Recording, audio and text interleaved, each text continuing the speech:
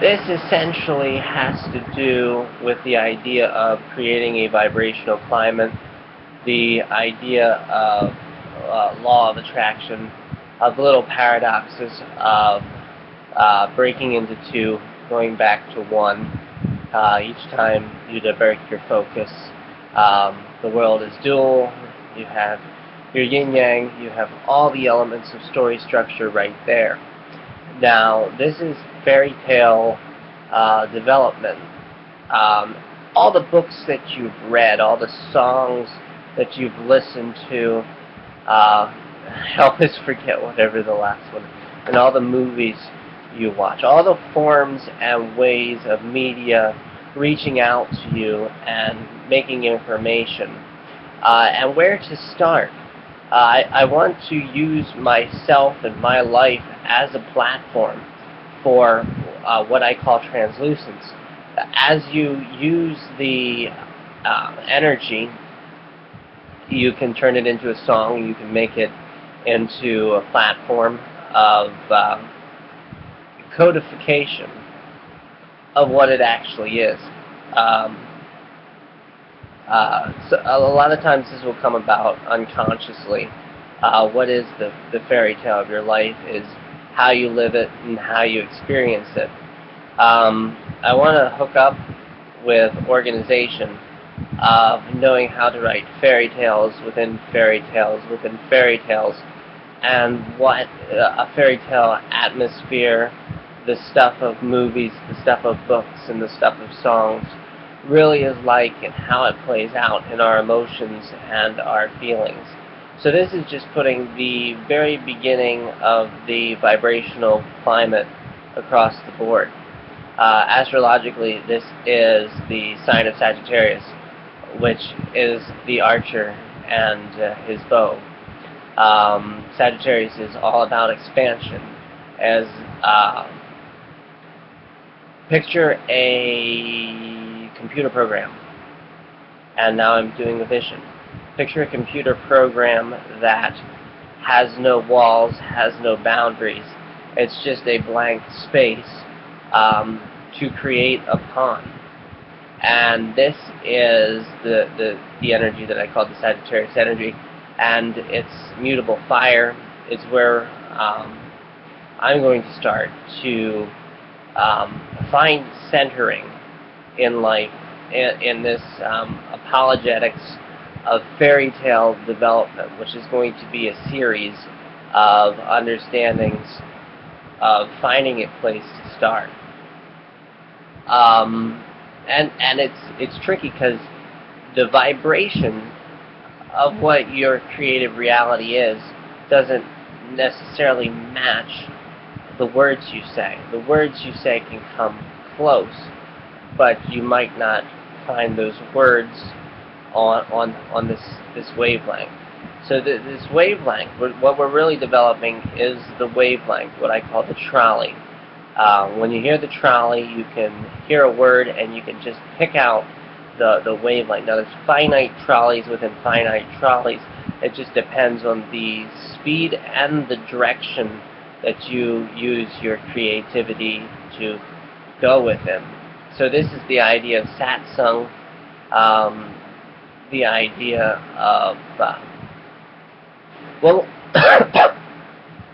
let me pick a good place to start.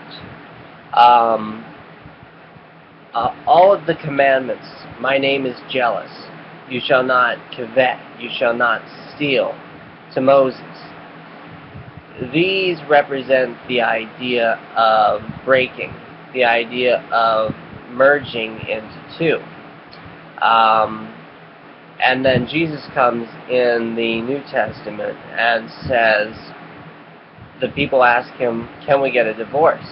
And Jesus says, you're not divorced because of a piece of paper. When you're jealous, you're already divorced. And so there's the division that becomes Gemini duality. And it makes the Scorpio sign possessive, because Scorpio is the sign where things you begin to notice the other person.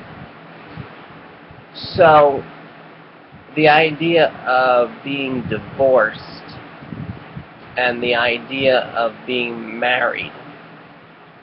When you're married, you're one. When you're divorced, you're dual, and you're two. So let's add another Jesus parable to this about the 99 sheep and the one that walks away. When the sheep comes back, they're 100.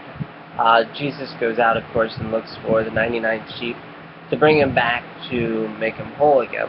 That's why he says, if you have a feud with your brother, first go to your brother, and don't put anything on the altar until you've rectified the situation. So, the nature of us all being singular and whole, and we know we have the power of the whole,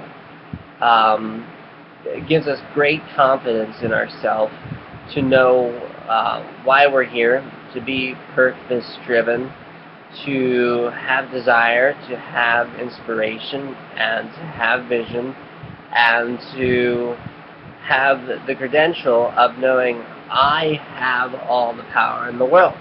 Can you listen to me? I have all the power in the world. Now, each time you go to another person and you say, I have all the power in the world, and they look at you from another wavelength, now you've become dual. Now you're in the Aries wavelength of having to fight for your wavelength, of having to start, of having to initiate. So each person's relationship with inertia, their relationship with their way of initiating, has to do with how they then relate to other people at large, to what their focus points are. So now we have an archetypal hero who is the power of God, not of them, but in them. And the kingdom of heaven is within you. You are the conscious one. And yet, you're a matrix onto yourself per the wavelengths that you have developed through your unique understanding of vibration. How you play has to do with Leo energy, and how you then vibrate your consciousness to bring about new subjects. So what I'm developing here is the idea of the individuated hero, and that's what I'm going to title this one as the first element of story structure, is that the hero then becomes the whole but dual. And so through Aries energy, he now must use his body to find himself in a large Sagittarian expanse. So this is, I think, therefore I am, and here I am, now a hero out on the main world. Now, if you listen for the trolley, you can really pick up who the individuated hero is. And now we have the first idea. We can look and say there's 7 billion people in the world. Each one is eternal, but each one possesses a certain angle on things, a certain creative matrix to going about in the world and finding themselves. So I wake up in the morning, I have the energy of the individuated hero, who I've come to know myself as, who I'm doing business as, who is the sum total of all the thoughts in my mind. So Andrew then becomes the individuated hero in this idea of story structure.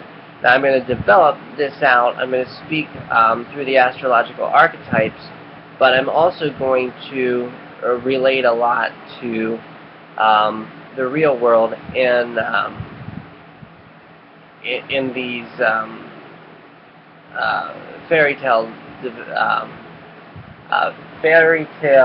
development. Yes, fairytale story structure development. Okay, that will be where I will break with the first initiation.